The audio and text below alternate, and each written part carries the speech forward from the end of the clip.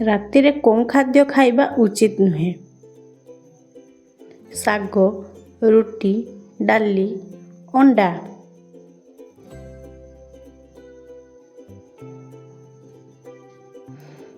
ସଠିକ୍ ଉତ୍ତରଟି ହେଉଛି ଶାଗ। ମାଟି ପାତ୍ରରେ ପାଣି ପିଇଲେ କେଉଁ ରୋଗ ଭଲ ହୋଇଥାଏ? ଜ୍ୱର, ବ୍ଲଡ଼ ପ୍ରେସର, ଡାଇବେଟିସ୍, କ୍ୟାନ୍ସର।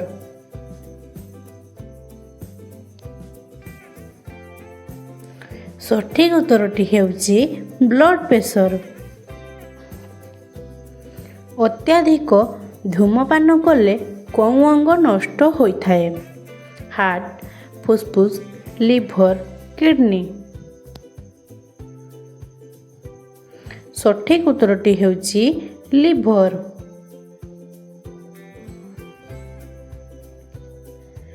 ଦହି ସହିତ କ'ଣ ମିଶାଇ ମୁଣ୍ଡରେ ଲଗାଇଲେ ରୂପୀ ସମସ୍ୟା ଦୂର ହୁଏ? ଘିଅ, ମହୁ, କ୍ଷୀର, ଲେମ୍ବୁ। ସଠିକ୍ ଉତ୍ତରଟି ହେଉଛି ଲେମ୍ବୁ। କେଉଁ ପରିବା ଖାଇଲେ ଶୀଘ୍ର ଉଚ୍ଚତା ବଢ଼ିଥାଏ?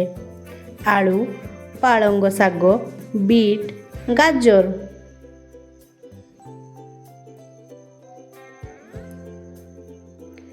ସଠିକ୍ ଉତ୍ତରଟି ହେଉଛି ପାଳଙ୍ଗ ଶାଗ। କେଉଁ କୋଳି ଡାଇବେଟିସ୍ ରୋଗୀଙ୍କ ପାଇଁ ଲାଭକାରୀ ଅଟେ? ଲିଚୁ, ଜାମୁକୋଳି, ଗୟାକୋଳି, ବରକୋଳି।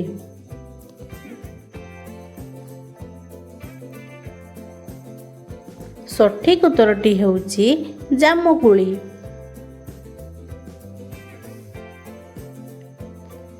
କେଉଁ ଫଳ ଖାଇଲେ ପେଟ ସଫା ହୋଇଥାଏ?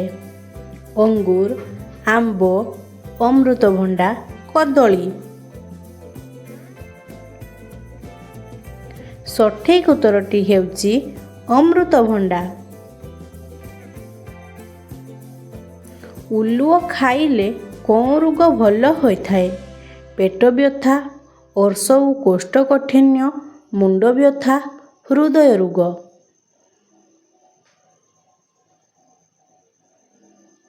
ସଠିକ୍ ଉତ୍ତରଟି ହେଉଛି ଅର୍ଶ ଓ କୋଷ୍ଠକାଠିନ୍ୟ।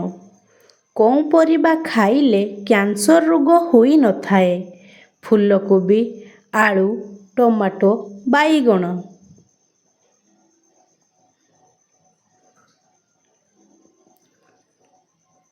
ସଠିକ୍ ଉତ୍ତରଟି ହେଉଛି ଫୁଲକୋବି।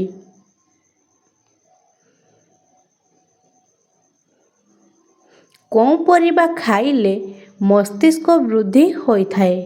ଆଳୁ, ବାଇଗଣ, ଗାଜର, ପାଳଙ୍ଗ ଶାଗ।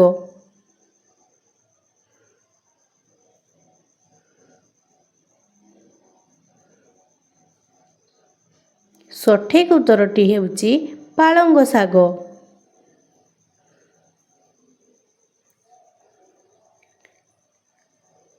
ଲାଉ ଶାଗ ଖାଇଲେ କେଉଁ ରୋଗ ଭଲ ହୋଇଥାଏ? ହାର୍ଟ ଓ ବ୍ଲଡ଼ ପ୍ରେସର, ଚର୍ମ ଓ କ୍ୟାନ୍ସର, ହଜମ ଶକ୍ତି କମ୍ ହେବା, ଉପରୋକ୍ତ ସମସ୍ତ। ସଠିକ୍ ଉତ୍ତରଟି ହେଉଛି ଉପରୋକ୍ତ ସମସ୍ତ।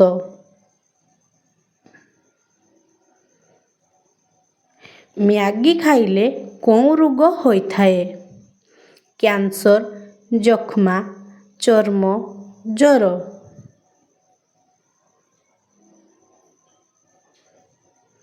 ସଠିକ୍ ଉତ୍ତରଟି ହେଉଛି କ୍ୟାନ୍ସର। ଯଦି ଆପଣଙ୍କୁ ମୋର ଭିଡ଼ିଓଟି ଭଲ ଲାଗିଲା ତାହେଲେ ସବସ୍କ୍ରାଇବ୍ କରିବାକୁ ଭୁଲିବେନି। ରହୁଛି, ଧନ୍ୟବାଦ।